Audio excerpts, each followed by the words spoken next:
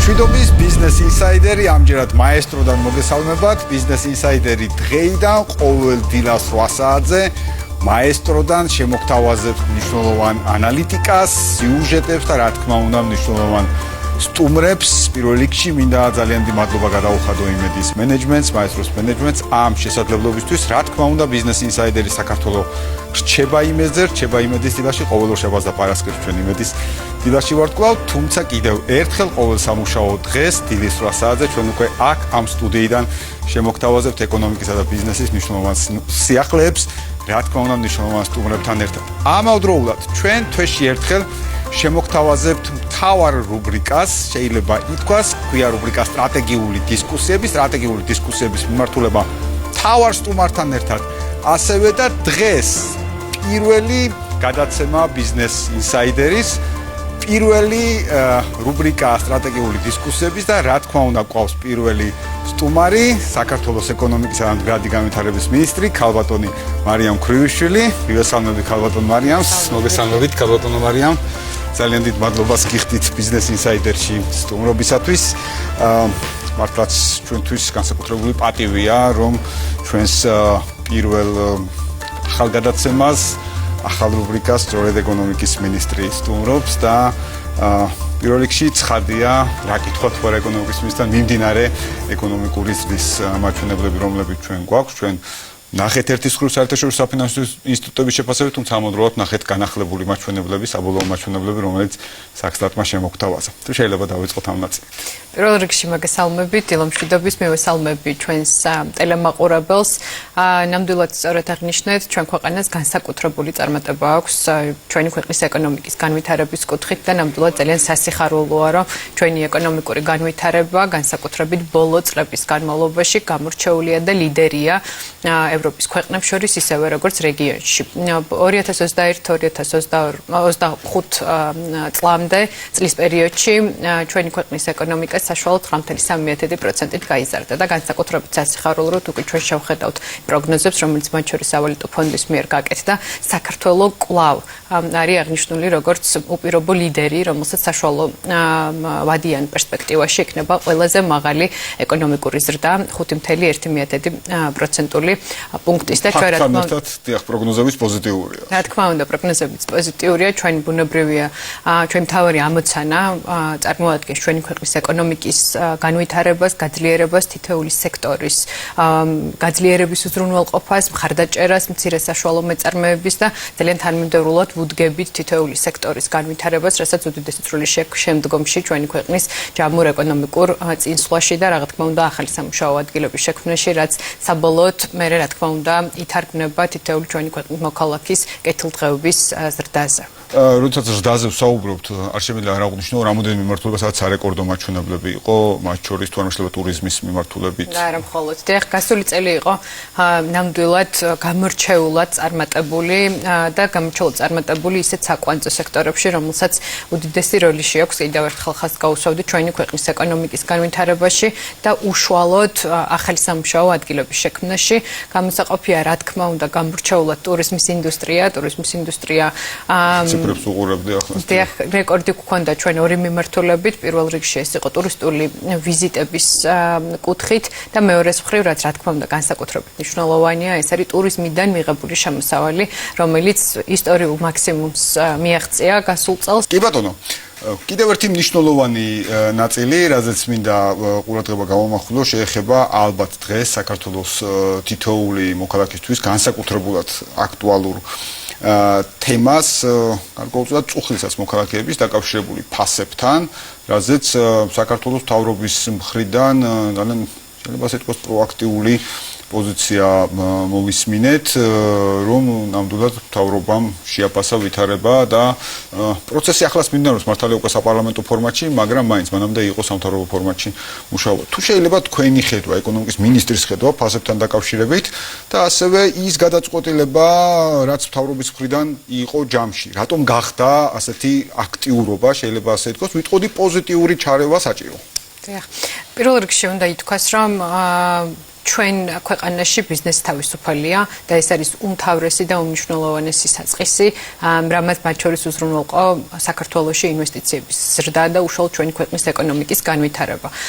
სწორედ ამ ღირებულებებიდან გამომდინარე, ჩვენ ძალიან დიდი სიფრთხილით ვეკიდებით თითოეულ მიმართულებას და მათ შორის იმ საკითხს, რომელიც დიდი ზრუნვის საკითხია ჩვენი ხელისუფლებისთვის, რადგან ერთის მხრივ სექტორის განვითარებასთან ერთად, რომლის უდიდესი ინტერესიც ჩვენ ქვეყანას გააჩნია, ასევე ჩვენ რა თქმა უნდა გვმართებს სოციალური პასუხისმგებლობა ჩვენი მოსახლეობის მიმართ და აი ამ სწორი ბალანსის დაცვას ემსახურება ის პროცესი, რაშიც დღეს ჩვენ ვიმყოფებით. პირველ რიგში ეს არის პროცესი, რომელიც არის საკმაოდ გამჭვირვალე. პირველ რიგში მოხდა ლუსტრაცია გარკვეული პრობლემის და დღეს არ არსებობს მხარე, რომელიც არ ადასტურებს, რომ ეს არის საკითხი, რომელიც ძალიან აწუხებს ჩვენ მოსახლეობას. მეორე რიგში, რა თქმა უნდა, სახელმწიფომ თქვა, რომ ამ საკითხზე ვიწყებ ზრუნვას და მიუხედავად იმისა, რომ ეს არის საკმაოდ რთული და საკმაოდ კომპლექსური პროცესი, ჩვენ ამ პროცესის არ შეგვეშინდა და სწორედ აქედან გამომდინარე, პირველი რაც გავაკეთეთ პრემიერ-მინისტრის დავალებით, ეს იყო სიღრმისეული კვლევა და ანალიზი უშუალოდ ამ სექტორის,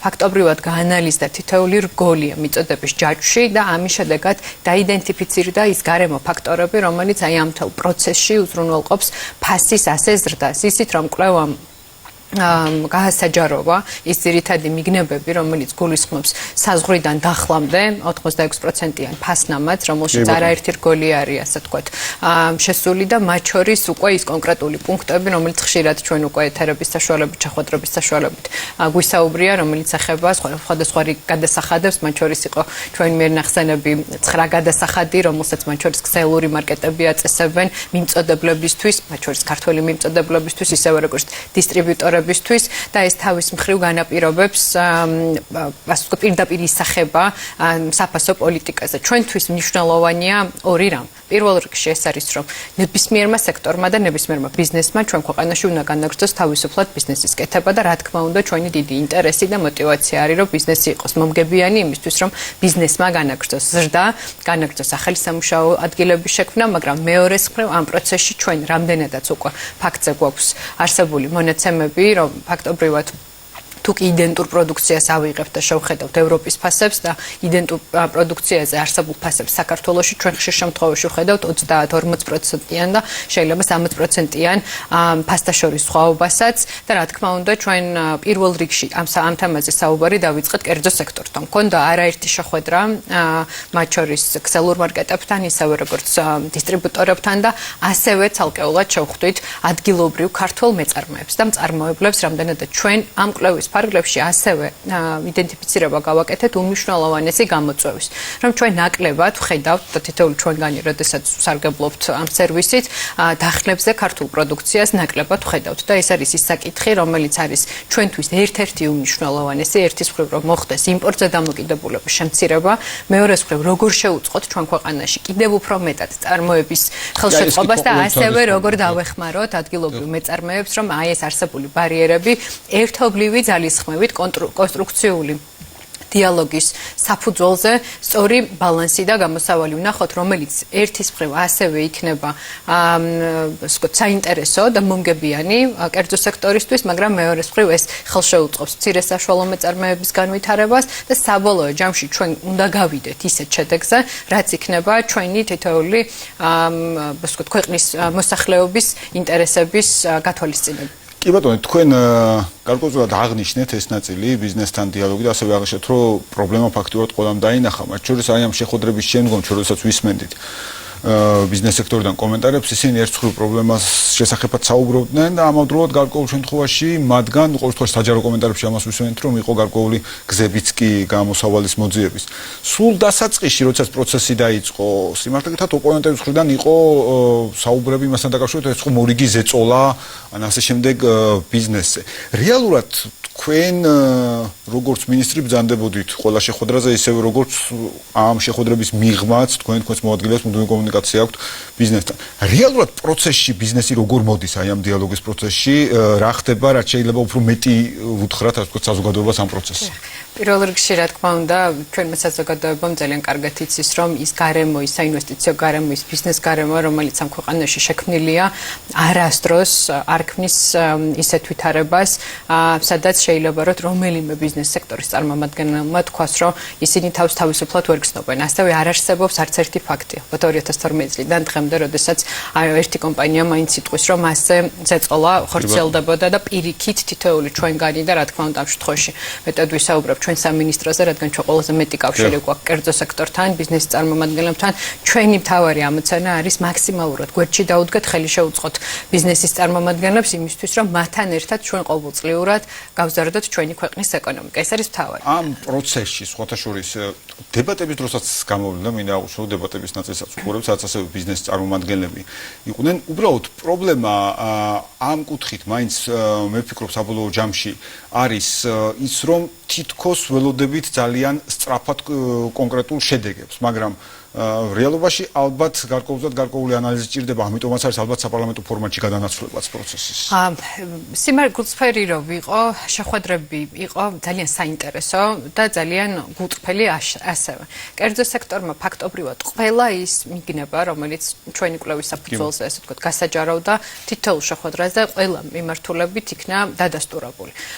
შესაბამისად, ასევე დასაფასებელია ის, რომ კერძო სექტორის შეხვედრაზე მოდიოდა უკვე კონკრეტული მოსაზრებებით, გადაჭრის გზებით და ჩვენ ყველა შეხვედრის ბოლოს რეალურად ვაჯერებდით პოზიციებს, რა იქნებოდა უფრო მეტად სწორი გზა, რომ დასახულ მიზნამდე ერთობლივი ძალისხმევით სწორი გზით მივიდეთ. რა თქმა უნდა, პროცესი გრძელდება, როგორც უკვე მოგახსენეთ, ეს არ არის მარტივი პროცესი, აქ გასათვალისწინებელია ძალიან ბევრი ფაქტორი, მათ შორის ბიზნესის ფაქტორები, ისევე როგორც სხვა პროცედურული და ტექნიკური საკითხები, იმისთვის რომ ის გზა, რომელსაც სახელმწიფო კერძო სექტორთან ერთად აირჩევს, ეს უნდა იყოს მდგრადი პროცესი და ეს არ უნდა იყოს მოკლევადიანად მიღებული შედეგი, რომელიც გრძელვადაში ეფექტს არ მოგვცემს. აქედან გამომდინარე პროცესი გრძელდება, პროცესი ახლა გადაინაცვლა უკვე პარლამენტში, კომისიის ფარგლებში, მოსახლეობას მათ შორის აქვს ძალიან კარგი შესაძლებლობა, რომ პირდაპირ ეთერის საშუალებით თავად მოისმინოს თითოეულ იმ საკითხთან მიმართებაში, კერძო სექტორის ისევე როგორც საპარლამენტო ასე ვთქვათ უმრავლესობის ისე როგორც ოპოზიციური პარტიების შეხედულებები, შეფასებები და ვფიქრობ, რომ საკმაოდ ჯანსაღი, საკმაოდ კარგი პროცესია მოსახლეობისთვის, ისევე როგორც ბიზნეს სექტორის წარმომადგენლებისთვის და მე რა თქმა უნდა ძალიან ოპტიმისტურად ვარ განწყობილი ამ პროცესის მიმართ და დარწმუნებული ვარ, რომ სწორი საერთო გზებით ჩვენ აუცილებლად უზრუნველყოფთ სასურსათო პროდუქციაზე ფასების შემცირებას. კი ბატონო, ძალიან დიდი მადლობა, რომ პროცესი ძალიან ღიაა, იმიტომ რომ ფაქტიურად თითოეული დაინტერესებული მხარე ხედავს თუნდაც ის სივრცე, რაც არის ფასების შემცირების ნაწილში და ფაქტურად ყველა ხედავს, რომ ცდას არავინ არ აკლებს ამ შემთხვევაში ამ კუთხით და ნახოთ საპარლამენტო ფორმატის, რომელიც ასევე დიდი ყურადღებით ვაკვირდებით. აუცილებლად მინდა გკითხოთ ერთი მნიშვნელოვანი საკითხი, სულ რამოდენიმე დღის წინ გასული კვირის ბოლოს თავრობის ხდომაზე საქართველოს პრემიერ-მინისტრმა მათ შორის იგლხილთან დაკავშირებით კონკრეტული ახალი ციფრები მოგვაწოდა, რაც ასევე კომპანიის ადგილობრივი ხელმძღვანელობის მხრიდანაც დადასტურდა. გაყიდვების პირველი ფაზა ვნახეთ ჩვენ, ანუ აქამდე თითქოს რასაც მანამდე ციფრებს ვამბობთ, უკვე პრაქტიკაში და რეალობაში როგორია შედეგები, როგორი მოლოდინები არის თუ არა ის, რასაც მაგალითად თქვენ თავიდანვე გქონდათ, როდესაც ამბობდით, რომ უპრეცედენტო ინვესტიცია იყო ქვეყნისთვის. ეს ინვესტიცია არის უმნიშვნელოვანესი ჩვენი ქვეყნისთვის, უპრეცედენტოა მისი მოცულობა 6.6 მილიარდი ამერიკული დოლარი და ძალიან ბევრი გვაქვს ამ თემაზე ნასაუბრები, მათ შორის იმ დადებით ეფექტებზე, რასაც ეს პროექტი ჩვენი ქვეყნის ეკონომიკისთვის უზრუნველყოფს, მათ შორის როგორც 11 მილიარდის პირდაპირ ეფექტი, 24,000 სამუშაო ადგილი შეიქმნება მშენებლობის პერიოდში და უკვე როდესაც პროექტი ოპერირებაში გაეშვება, დაახლოებით 8,000 ახალი სამუშაო ადგილი შეიქმნება ჩვენი ქვეყნის მოქალაქეებისთვის. ძალიან საინტერესოა ის დინამიკა, რომელიც ჩვენ დავინახეთ მაშინ, როდესაც კომპანიამ გადაწყვიტა, რომ უკვე გაყიდვების აქტიური პროცესი დაეწყო. რამდენიმე კვირის წინ უკვე კომპანიამ გადაწყვიტა კრწანისის ტერიტორიაზე დაეწყო, ასე ვთქვათ, პირველადი გაყიდვების პროცესი. პროცესი 257 ვთქვათ საცხოვრებელი სივრცე გამოვიდა გასაყიდად და დღეს ჩვენ უკვე შეგვიძლია რომ კონკრეტული მონაცემებით ვიმსჯელოთ თუ როგორი ბალანსი დაჯდა უშუალოდ ამ გაყიდვების პერიოდში. პირველ რიგში იყო ძალიან სასიხარულო ის რომ 24 საათში სრულად გაიყიდა ის რაც გამოვიდა ბაზარზე. მეორე, რა თქმა უნდა, განსაკუთრებით სასიხარულო ასე ვიტყოდი არის ის რომ 60% შეიძინა საქართველოს მოქალაქეებმა და დანარჩენი 40% იყო საკმაოდ დივერსიფიცირებული, მათ შორის ევროპის ქვეყნებიდან, მათ შორის აზიის ქვეყნებიდან და რაც ასე ვთქვათ, ჩვენ ხშირად ოპონენტებისგან გვესმოდა, რომ ეს პროექტი იქნებოდა საფუძველი ჩვენი ქვეყნის არაბიზაციის და ეს საფრთხეები, რომ თითქოს ამ ქვეყანაში გადმოცხოვრდებოდნენ უცხო ქვეყნის მოქალაქეები და იქ არ იქნებოდა სივრცე ჩვენი ქვეყნის მოქალაქეებისთვის, ჩვენთვის, რამდენადაც იყო პროგნოზი, რომ კვადრატული თუ სწორედ მახსოვს $15,000 უნდა გაყიდულიყო, რეალურად ჩვენ ვნახეთ, რომ ერთი კვადრატული ფასი დაიწყო $1,650-დან და ჩვენ ასევე ვნახეთ, რომ უმეტესმა 60%-მა ვინ შეიზღიდა პირველი გაყიდვების ფარგლებში გამოტანილი ობიექტები, ეს არიან ჩვენი ქვეყნის მოქალაქეები და რა თქმა უნდა არაბიზაციის არარსებული რისკები თავშივე, რა თქმა უნდა, ლუსტრაცია მოხდა და ესეც მათ შორის არის ჩვენი საზოგადოებისთვის ძალიან ნათელი მაგალითი თუ რა ფორმებით და რამდენად სრულ ნარატივებით ხშირ შემთხვევაში ცდილობენ ჩვენი ოპონენტები რომ შეცდომაში შეიყვანონ ჩვენი საზოგადოება. აბსოლუტურად და სამწუხაროა რომ იმის მაგერად რომ ხშირ შემთხვევაში იყოს გულშემატკივრობა ქვეყნის განვითარების ჭრილში არის ხოლმე პირიქით საპირისპირო ლეგენდების მოსვენა ამ ჭრილშიც ვნახეთ და ვნახეთ ასევე და ასევე ხშირად საუბრობენ არათუ ვნახეთ არამედ მიმდინარე პროცესს ვადევნებთ თვალყურს რომ გარკვეულწილად ხდება ხოლმე დაკნინება შუადერეფნის ნაწილიც. მაშინ როცა ჩვენ ვისმენთ საერთაშორისო პარტნიორების მხრიდან შუადერეფანზე მართლაც ობიექტურად აღმატებულ საუბარს ხშირად ჩვენი ოპონენტები, ხელისუფლების ოპონენტები, ამ ქვეყნის ოპონენტები თქო ასე აკნინებენ შუადერეფნის ნაწილს. მაგრამ რეალურად რა ხდება შუადერეფნის ჭრილში, სად ვართ და რა სტრატეგიული პროექტებია, რომელსაც ამ პერიოდის განმავლობაში ვავითარებთ მათ შორის ეკონომიკის სამინისტროს ლიდერობით. ჩვენთვის ძალიან მნიშვნელოვან და დიდ პრიორიტეტს წარმოადგენს ჩვენი ქვეყნის პოზიციონირების კიდევ უფრო მეტად გაძლიერება და რა თქმა უნდა ის რომ საქართველოს აქვს შესაძლებლობა მისი ადგილმდებარეობიდან გამომდინარე რომ იყოს კარგი პარტნიორი, იყოს დამაკავშირებელი აზიასა და ევროპას შორის, ეს არის ის მიმართულება, რასაც ყოველწლიურად ჩვენ ძალიან დიდ ყურადღებას ვუთმობთ. პირველ რიგში რა თქმა უნდა ვიტყოდი რომ საქართველოს განაგრძობს იყოს კარგი პარტნიორი და ჩვენ გვაქვს ძალიან მჭიდრო თანამშრომლობა პარტნიორ ქვეყნებთან, მათ შორის როგორც არის აზერბაიჯანი, ყაზახეთი, ჩინეთი, იმისთვის რომ შუადერეფნის მარშრუტზე ყოველწლიურად იზრდებოდეს ტვირთნაკადი და ჩვენ ასევე ვხედავთ რომ დინამიკა არის განსაკუთრებით მზარდი, ჩვენ მუდმივად ასე ვთქვათ სინქრონში გეგმავთ წლების განმავლობაში განსახორციელებელი ინფრასტრუქტურული სამუშაოების გეგმას იმისთვის რომ საქართველოს ასევე განაგრძოს პარტნიორ ქვეყნებთან ერთად უზრუნველყოს გაზრდილი ტვირთნაკადის გამტარუნარიანობის ასე ვთქვათ უზრუნველყოფა კონდეს შესაბამისი ინფრასტრუქტურა იმისთვის რომ მოვემსახუროთ სწრაფად და ეფექტურად ჩვენ ქვეყანაში შემოსულ ტვირთს, იქნება ეს ქვეყნის მიღების თუ ქვეყნის სატრანზიტო ასე ვთქვათ ფუნქციის გამოყენების თვალსაზრისით. აქედან გამომდინარე ჩვენ უკვე გვაქვს არაერთი მნიშვნელოვანი პროექტი, მათ შორის მომდევნო წლების განმავლობაში 7 მილიარდ ლარზე მეტი ინვესტიცია განხორციელდება უნიშნელოვანის უმსხვილეს ინფრასტრუქტურულ პროექტებში. მე მინდა გამოვყო საქართველოს რკინიგზა, იცით რომ გასული წლის ბოლოს საქართველოს პრემიერ-მინისტრმა სწორედ აი ამ მიზეზებიდან გამომდინარე მიიღო უნიშნელოვანესი გადაწყვეტილება და 1 მილიარდი ლარი დამატებითი ინვესტიცია მოხდება საქართველოს რკინიგზაში, რის ფარგლებშიც მოხდება სალოკომოტივო პარკის გაზრდა. ეს რა თქმა უნდა რკინიგზას მისცემს საქართველოს რკინიგზას მისცემს შესაძლებლობას რომ უფრო მეტი ტვირთი გაატაროს უფრო მოკლე ვადაში. ამის გარდა ჩვენ იცით რომ უდიდეს ყურადღებას ვუთმობთ საპორტო ინფრასტრუქტურის განვითარებას, ძალიან აქტიურ ფაზაში გადავა ანაკლიის პორტის მშენებლობა უახლოეს პერიოდში ფაქტობრივად დასრულებულია სამობილიზაციო სამუშაოები. რა თქმა უნდა ანაკლიის პორტი იქნება უნიშნელოვანესი და ძალიან დიდი ღირებულების მომტანი არა მხოლოდ საქართველოსთვის, არამედ რეგიონისთვის და რა თქმა უნდა შუადერეფნისთვის. ამის მიღმა ჩვენ აქტიური სამუშაო პროცესები გვაქვს საქართველოში ახალი საერთაშორისო აეროპორტის მშენებლობის კუთხით, იცით რომ ვაზიანში აშენდება ახალი აეროპორტი, რომლის გამტარუნარიანობაც იქნება 20 მილიონი მგზავრი, ფაქტობრივად გაუთქმაგდება მინიმუმ ის მოცულობა, რომელიც დღეს ჩვენ თბილისის საერთაშორისო აეროპორტში გვაქვს და აღნიშნული აეროპორტი კიდევ უფრო დიდ ღირებულებას შესცენს ჩვენი ქვეყნის სატრანსპორტო, ისევე როგორც მათ შორის პირდაპირად, ასე ვთქვათ, დადებითად აისახება ჩვენი ქვეყნის ტურიზმის და ჯამურად ჩვენი ქვეყნის ეკონომიკის ზრდაზე. ამის მიღმა ასევე ვიტყოდი, რომ როდესაც ჩვენ ვსაუბრობთ ლოჯისტიკური და ტრანზიტულ-ლოჯისტიკური, უფრო ასე მეტად ჰაბის გაძლიერების კონცეფციის გაძლიერებაზე, ჩვენ ასევე მნიშვნელოვან ყურადღებას ვუთმობთ ენერგეტიკული ჰაბის ფუნქციის გაძლიერებას და არაერთი მნიშვნელოვანი პროექტი გვაქვს ჩვენი ქვეყნის შემდგომი განვითარებისთვის, იქნება შავი ზღვის წყალქვეშა კაბელი თუ სხვა მნიშვნელოვანი პროექტები, რომელიც ერთის მხრივ გააძლიერებს კონკრეტული სექტორების მიმართულებას, მაგრამ მეორეს მხრივ გააძლიერებს ჩვენი ქვეყნის როგორც ჰაბის ფუნქციას.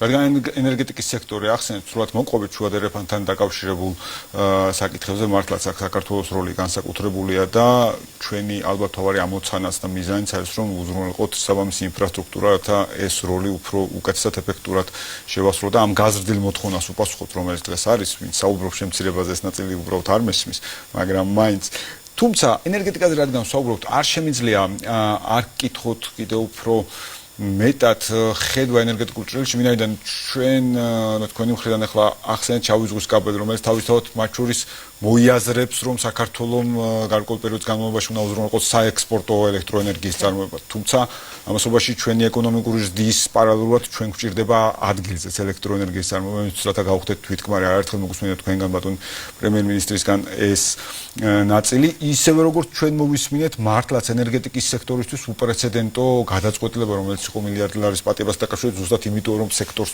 მეტად შეუწყოთ. თუ შეგიძლიათ რომ ამ ჭრილში გითხრათ ენერგეტიკის შესახებ კიდევ უფრო მეტი რას მოვიაზრებთ? დღეს შეიძლება თამამედი თქვას, რომ ერთ-ერთი ყველაზე გამორჩეული სექტორი, როგორც აზროვნავი, ჩვენი ქვეყნისთვის ეს არის ენერგეტიკის სექტორი, რადგან ამ სექტორის სიძლიერე პირდაპირ გულისხმობს ჩვენი ქვეყნის სიძლიერეს, ჩვენი ქვეყნის ენერგოდამოუკიდებლობას და ჩვენი ქვეყნის ენერგოუსაფრთხოებას და სწორედ აქედან გამომდინარე ჩვენი მთავარი დასახული მიზანი ეს არის, რომ საქართველო უნდა გახდეს ელექტროენერგიის გენერაციის თვალსაზრისით თვითკმარი.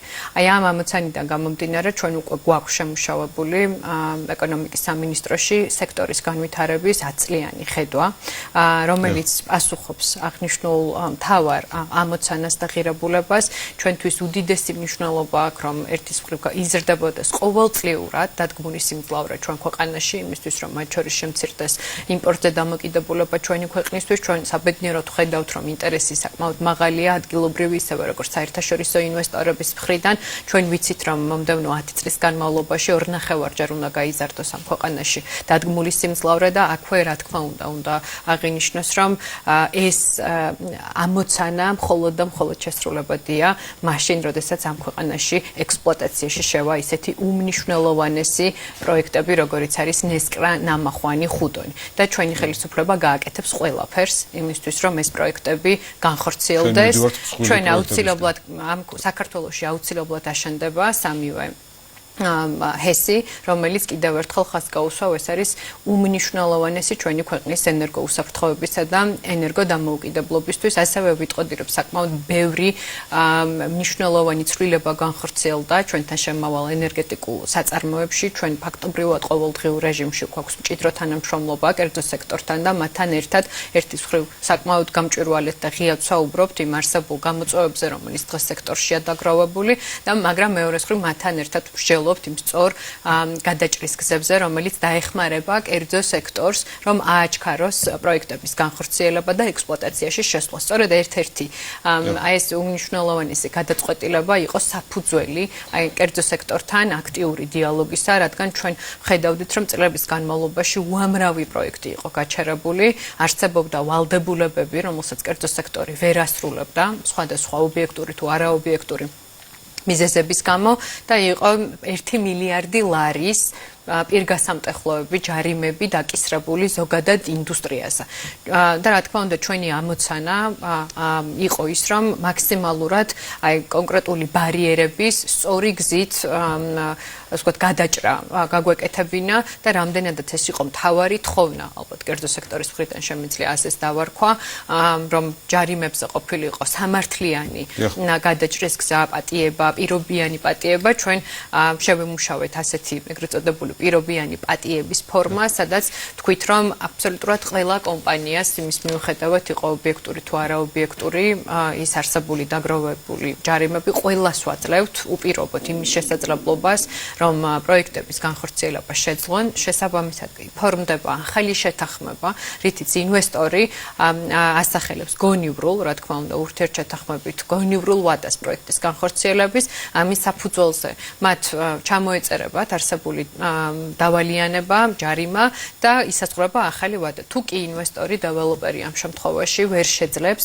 რომ აღნიშნულ დათქმულ ახალ ვადაში განახორციელოს პროექტი და ბუნებრივია აქ ხას გაუსვავრო, ჩვენ გვექნება საკმაოდ მკაცრი საკმაოდ ესეთი მონიტორინგის სისტემას ნერგავთ იმისთვის, რომ მუდმივად პულსზე, რა თქმა უნდა, იმიტომ რომ ჩვენ უნდა გვესწმოდეს ვითარდება თუ არა პროექტი იმ გეგმა გრაფიკით, რომელიც მასსა და საქართველოს მთავრობას შორის დაიდო, რადგან ასევე ენერგეტიკის სექტორში მნიშვნელოვანია ის, რომ თითოეული პროექტი მეტწილად გულისხმობს სახელმწიფოს მხრიდანაც განსახორციელებელ უმნიშვნელოვანეს და ვიტყოდი საკმაოდ მაღალი ღირებულების მქონე ინფრასტრუქტურას. ამიტომ მონიტორინგის სისტემა ინერგება და დაინერგება ეკონომიკის სამინისტროში, თუმცა რო დავასრულო აზრი, ეს პატიება გულისხმობს კიდევ ერთხელ პირობიან პატიებას, რომ თუ კი ვერ მოხდება დათქმულ ახალ ვადაში პროექტის განვითარება და განხორციელება, მაშინ ინვესტორს აღუდგება ნაპატიები ჯარიმა და დაეკისრება ბუნებრივია ახალი ჯარიმა. ვფიქრობთ, რომ ეს იყო საკმაოდ ოპტიმალური, საკმაოდ სამართლიანი, მათ შორის სახელმწიფოსთვის და პირველ რიგში ასევე სამართლიანი კერძო სექტორისთვის და ეს პროცესი დღეს უკვე ძალიან აქტიურ ფაზაშია და რა თქმა უნდა, სასიხარულოა, რომ კერძო სექტორმა ძალიან დადებითად შეაფასა მთავრობის ეს გადაწყვეტილება და დარწმუნებულები ვართ, რომ ეს იქნება უმნიშვნელოვანესი ბიძგი ენერგეტიკის სექტორში დადგმული სიმძლავრეების ზრდის და ვიტყოდი ყოველწლიური ზრდის კუთხით. აბსოლუტურად გეთანხმებით, ყოველთვის განსაკუთრებით მნიშვნელოვანია და თქვენ ხშირად უსვამთ ამას ხალხს, რასაც ბიზნესი გრძნობს და ბიზნესთან უკავშირიც ასეა, მათ შორის ჩვენც მედიიდან ამ თემას ვაკვირდებით, რომ ყველა გადაწყვეტილება ერთ მხრივ ანალიზს ეფუძნება და მეორე მხრივ დიალოგს ბიზნესთან. მე მახსოვს რამოდენიმე შეხვედრა ენერგეტიკის სექტორის როგორც კომპანიებთან, ისე ზოგადად დარგის სპეციალისტებთან, როცა საბოლოოდ ამ გადაწყვეტილებამდე მიხვედით, ანუ მათთან დიალოგი იყო ფართოდ. დარგთან მე შემიძლია თამამად ვთქვა, რომ ჩვენ გვაქვს ყოველდღიური დიალოგი, ეს ბუნებრივია ეხება მათ შორის ენერგეტიკის სექტორსაც, ისევე როგორც სხვა სექტორებსაც. ხშირ შემთხვევაში ჩვენ გვაქვს ხოლმე უფრო გაფართოებული ფორმის შეხვედრები, რომელიც შეიძლება მედიით უფრო მეტად შუქდება, მაგრამ ამავდროულად ჩვენ გვაქვს მედიის მიღმაც ყოველდღიური შემიძლია თამამად ვთქვა, შეხვედრები დარგის წარმომადგენლებთან, რადგან ამ სექტორში დაგროვდა, განსაკუთრებით ამ სექტორში დაგროვდა ძალიან ბევრი გადასაჭრელი გამოწვევა და იმისთვის, რომ სახელმწიფომ სწორედ უპასუხოს და სწორედ დაეხმაროს და სწორი ინსტრუმენტები უზრუნველყოს კერძო სექტორისთვის. აი ამ პროცესს ემსახურება ჩვენი მუდმივი დიალოგი ბიზნეს სექტორის წარმომადგენლებთან და ვიტყოდი, რომ საკმაოდ სწორი და საკმაოდ ჯანსაღია ეს პროცესი. ერთის მხრივ ბიზნესის წარმომადგენლებს აქვთ განცდა იმის, რომ სახელმწიფო მათ უსმენთ და სახელმწიფო მათ მოსაზრებებს გარკვეულწილად ითვალისწინებს და ეს არის ალბათ ის სწორი ბალანსი, რაც ვიტყოდი, რომ ჩვენი ქვეყნის ეკონომიკის და ჩვენი ქვეყნის ეკონომიკისთვის ძალიან მნიშვნელოვან სექტორებს ასე სწრაფად ზრდის. აბსოლუტურად, იმიტომ რომ მე არ ვიცი საქართველოში ბიზნეს კომპანია, რომელიც რაიმე ფორმით იტყვის, რომ მას ხელისუფლებასთან კომუნიკაციის პრობლემა აქვს. სხვადასხვა ფორმატში, ისე როგორც თქვენ აღნიშნეთ, ყოველდღიურ შეხვედრებს, რომელიც შეიძლება მედია ესე არ ჩანს და ვერ იქნება, ბიზნესი ჩართულია ხელისუფლებასთან დიალოგში და ბოლოს აუცილებლად მინდა გკითხო, თუმცა მესმის რომ ეს ახალი ინიციატივაა, მაგრამ რამდენადაც შეგვიძლია ვთქვათ ამ საკითხზე, საკითხი შეეხება საქართველოს ეკონომიკის განვითარების ბანკის ფორმირებას, საკმაოდ საინტერესო ინიციატივა გაჟღერდა, გაჩნდა ძალიან ბევრი კითხვა, იყო გარკვეული ინფორმაცია ამასთან დაკავშირებით, თუმცა რა შეუძლია გითხრას ეკონომიკის მინისტრმა ამ თემაზე დღეს. ეს იგი ძალიან დიდი ინტერესი გამოიწვია აღნიშნულმა ინიციატივამ, მიუხედავად იმისა, რომ ჩვენ ცოტა მოგვიანებით გეგმავდით უფრო სრულ ფასოვან და ყოვლისმომცველ პრეზენტაციას.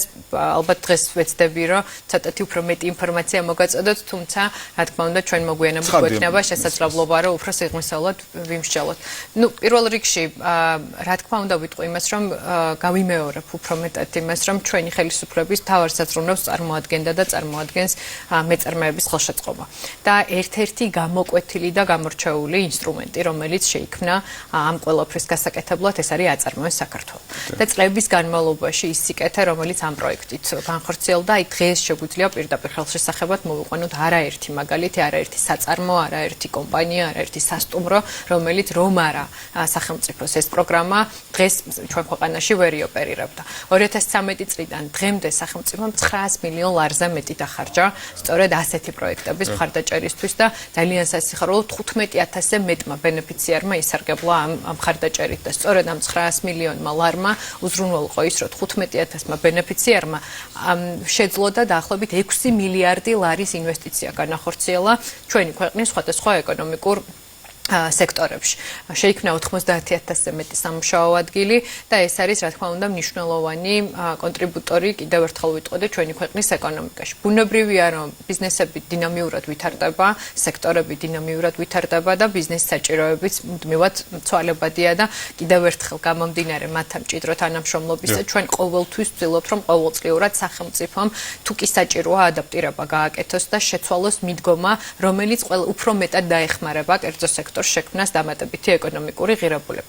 აი ამ ყველაფრიდან გამომდინარე ჩვენ ძალიან ბევრი კვლევა გავაკეთეთ მათ შორის, რომელმაც შეაფასა არსებული პროგრამები, ისევე როგორც კერძო სექტორის საჭიროებები და დადგა ჩვენ ქვეყანაში დრო იმისა, რომ გამსხვილდეს არსებული პროგრამა და შეიძინოს ბევრად უფრო მნიშვნელოვანი ინსტრუმენტები, მათ შორის სასესხო კომპონენტში, მათ შორის საგრანტო კომპონენტში და ისეთი კომპონენტები, რომელიც დღეს მაგალითად აწარმოეს საქართველოს არ აქვს. მათ შორის ვიტყოდი, რომ ოპტიმიზაციის ფარგლებში გაუქმდება გარკვეული, ასე ვთქვათ, უწყებები, იცით საჯაროდ უკვე ითქვა ფონდის გაუქმების შესახებ და აწარმოეს საქართველოს უკვე ახალ გამსხვილებულ ფორმატში ჩვენ გვექნება ძალიან საინტერესო ახალი მიმართულება ფონდის სახით, რომელიც დაფარავს ფაქტობრივად ყველა მიმართულებას. ასევე ვიტყოდი, რომ საქართველოს ეკონომიკის განვითარების ბანკი, რომელიც ვფიქრობ, რომ უკვე საკმაოდ მოკლე ვადაში იქნება შესაძლებელი, რომ ვთქვათ, ფორმირდეს როგორც ახალი სტრუქტურა, დაფარავს ყველა სექტორს. და ჩვენ უკვე ვისაუბრეთ ენერგეტიკის სექტორზე და მინდა ასევე გამოვიყენოთ დღევანდელი ეთერი საშუალებად, რომ ვთქვა, რომ ჩვენ გეგმავთ საკმაოდ დიდი ყურადღება დაუთმოთ ენერგეტიკული პროექტების მხარდაჭერას, რაც დარწმუნებულები ვართ, რომ პირველ რიგში ააჩქარებს არსებულ პროექტებს და მეორეს მხრივ ასევე თავის დადებით, ასე ვთქვათ, ეფექტსაც მისცემს ეკონომიკური ზრდის, ასე ვთქვათ, დაჩქარების და კერძო სექტორის მხარდაჭერის კუთხით. ასევე ვიტყოდი, რომ ჩვენი დიდი საზრუნავია ქვეყანაში წარმოების ხელშეწყობა და ამ მიმართულებით საკმაოდ ყურადღება, საკმაოდ დიდი, ესე ვთქვათ, კომპონენტი იქნება განვითარების ბანკში წარმოების ხელშეწყობა. უკვე ჩვენ ვისაუბრეთ, რომ ჩვენი ხელისუფლების ამოცანას წარმოადგენს იმპორტზე დამოკიდებულების შემცირება და შესაბამისად ჩვენ უნდა ვუზრუნველყოთ ადგილზე წარმოების ხელშეწყობა და ეს არის ალბათ ის ზოგადად მიმართულება, რომლებიც დაიფარება საქართველოს ეკონომიკის განვითარების ბანკიდან, თუმცა მომდევნო პერიოდში ჩვენ უფრო სიღრმისეულად, საჯაროდ, რა თქმა უნდა, გვექნება შესაძლებლობა, რომ თითოეული ახალ ინიციატივასა თუ პროგრამაზე, მათ შორის თქვენი მედიის საშუალებითაც უფრო მეტი მოუყვეთ ჩვენ საზოგადოებას. დიდი მადლობა, რომ ამ საკითხთან დაკავშირებით გვესაუბრეთ, მეტი ინფორმაცია მოგვეცით და უფრო ყურადღებით ველოდებით ბუნებრივია შემდგომ პრეზენტაციას ამ კუთხით. დიდი მადლობა მინდა გადაგიხადოთ ქალბატონო მარიამ ბიზნეს ინსაიდერში, ჩვენს ახალ სტუდიაში, ახალ გადაცემაში, პირველი სტრატეგიული დისკუსიების სტუმრობისთვის. წარმატება მინდა გისურვოთ. მე დარწმუნებული ვარ, თქვენ საკმაოდ ღია ხართ მედიისთვის და მე დარწმუნებული ვარ, რომ ჩვენ არაერთხელ მოგეცემა საშუალება თქვენთან, თქვენი უწყების ასევე ხელმძღვანელ პირებთან ვისაუბროთ არაერთ აქტუალურ საკითხზე, რომელიც არის ხოლმე ბიზნესისთვის ძალიან მნიშვნელოვანი. მადლობა. კიდევ ერთხელ. დღეს ბიზნეს ინსაიდერი ამით დასრულებულია. კიდევ ერთხელ პირველი ბიზნეს ინსაიდერი, პირველი სტრატეგიული დისკუსიით ეკონომიკისა და ტრადი განვითარების მინისტრთან ქალბატონ მარიამ ხრუიშვილთან. დღეს ამით დასრულებულია. ჩვენ დავბრუნდებით ხვალ ტრადიციულად დილის 8 საათზე. მადლობა.